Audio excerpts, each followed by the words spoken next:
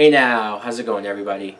My name is Mike Brown, aka ReviewKingMB, and I'm sure enough of you have heard the sad news by now that horror director Wes Craven has indeed passed away from brain cancer, something I didn't even know he was battling.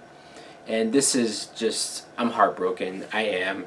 I know, I didn't know him personally, but for somebody that I looked up to so much, especially in horror, he's one of my favorite directors of all time. He's definitely my favorite horror director of all time.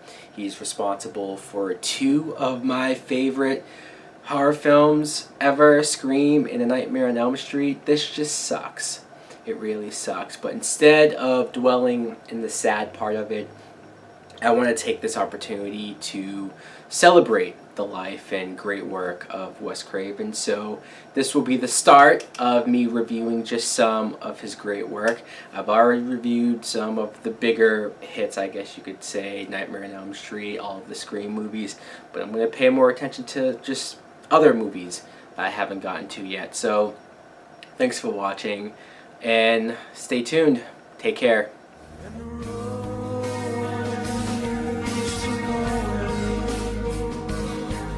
And the castle stays the same. Last House on the Left is a 1972 horror film that was written and directed by Wes Craven. If this isn't his very first movie, this is like one of his first films. The plot of this movie is we meet this girl Mary, who it's her 17th birthday. She wants to go out into the city to see a concert. She's going with her friend Phyllis, who is the more rowdier of the two, and her parents reluctantly let her go.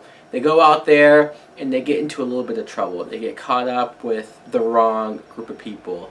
Fugitives who just broke out of jail, and they have what can only be described as the worst night ever. What I think of the original Last House on the Left is this movie's fucked up. It is. And it takes a little bit of a screwed up mind to think of something like this. Wes Craven, like I said, wrote and directed this movie.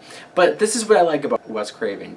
He can take an idea that, you know, on paper might sound simple and straightforward, but he presents it in a way that almost brings out any parent's worst fear or any 17-year-old girl's worst fear. It's literally something that has happened, could happen, will happen more. It's a shitty situation because, for example, this girl, Mary Collingwood, she's very, very cute, very nice, virgin. Like, she reminds me, for some reason, of, like, Marsha Brady. And like, I don't mean to be joking about that, but she just is. She's very white meat, and she's the nicest girl that you could meet. And when she goes out with her friend Phyllis Stone, who they sort of present Phyllis as the slut, when they go out into the city, they want to score some weed, and they meet and talk to this random guy, kind of creepy looking, to get drugs. And it's like, well, what do you think is going to happen? Sure enough, it's these fugitives. I mean, when they describe some of these people, Krug is the leader. He's a serial killer, a rapist. Junior is his son. Sadie is completely psychotic and sadist. And Weasel is a child molester, peeping Tom. These are some of the worst scum you can think of. And it's weird because when you first meet them, I don't want to say it's lighthearted, but you almost don't realize how bad of people they are until later on in the movie. Because sure, it's a weird situation going on. Like, even Junior has this sort of flirting thing with Sadie, who is the girlfriend of his father. So again, very weird situation there. The parents of Mary, Estelle and John, it's interesting how some of these shots are cut, because you have the scenes of when Mary and Phyllis first get in the apartment with this group, and they're being fucked with, and just, you know, they're trapped.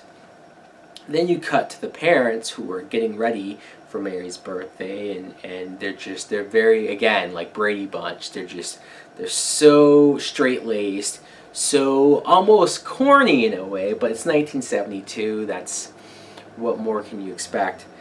And the sheriff and the deputy, holy hell. So when the mom finally starts to think, okay, my daughter, I haven't heard from her, she's been out all night, I'm gonna try to talk to the cops. And the sheriff and his deputy are the jokes of this movie, of this town. I mean, you can't take them seriously at all. For us to think that they're going to come in and save the day or save the girl, no. They're goofy, it's a little over the top. You almost think that the scenes with the sheriff are from a different movie. Like him and the deputy, like they're driving in the car. As soon as they leave, they see this abandoned car with the trunk open, and that's where the fugitives were with the girls, but they abandoned the car. And the sheriff is just like, oh, well, that's weird, but let's just keep driving because we have bigger things to look for. And in a sense, he's right, I guess. He is more paying attention to looking for this girl, so I get that. But if he did pay attention to something that looked that suspicious, he might be a little bit ahead of the game. And then, of course, the car breaks down. The deputy's like, oh, I ran out of gas. That can happen? So then they're trying to hitch a ride, but like everybody's being assholes to them. It's very goofy and silly. The scenes where it's kind of what this movie is best known for and talked about. I mean, when it first came out, it had to be heavily edited and censored because it was too intense for some people. And the very first scene, you think, okay, because I can't really deal with rape in movies. I don't like to watch it. It's just a different level of fucked up. And the first scene, you think, okay, like stuff is happening, but at least they're not really showing it. It's not as bad, and you're just like, okay, it's imagination, but still, I'm trying to go along with it. And then later on, there's another more graphic scene of Mary being raped, and that was hard to watch. Even the way this movie is shot in general, it's gritty. You could tell it's cheap and low budget, so especially how that adds to a scene like that was worse. I will say about the Phyllis character is that sure, they present her as the slut or whatever, but the scene where she does make a run for it and tries to also help Mary get away, that's where I liked her the most. That's where I'm like, okay, she's proactive, she's trying to do something here, and you feel 10 times worse for her when she does get caught and just stabbed to holy hell. Talk about graphic. Her death scene is one of the most graphic parts of this movie. The end of the film, when these guys do end up at the parents' house, that's just a different level. The fact that Wes Craven was able to think of like, okay, not only am I going to have this virgin girl have all this stuff happen to her, but let's go another notch and have these people wind up at her parents' house after they just did what they did to her. Fuck. Of course, they get their comeuppance, so I guess that's a way to save face and say, well, at least they got what they got. But still, this movie's messed up on a whole lot of levels. It really is. I can't say I enjoyed it, but I can still appreciate the originality, the ideas behind it, the fact that 1972 Wes Craven was like, fuck it, let's go for this, let's do something that hasn't been done in horror. It was produced by Sean S. Cunningham, who would go on to produce the Friday the 13th movies. You can tell he was probably influenced by this. So again, this movie did leave a big mark on horror in general. It's been remade. This is a big movie, and I credit Wes Craven for that. So guys, let me know in the comments below, what do you think of the original Last House on the Left? Like, comment, subscribe. Later.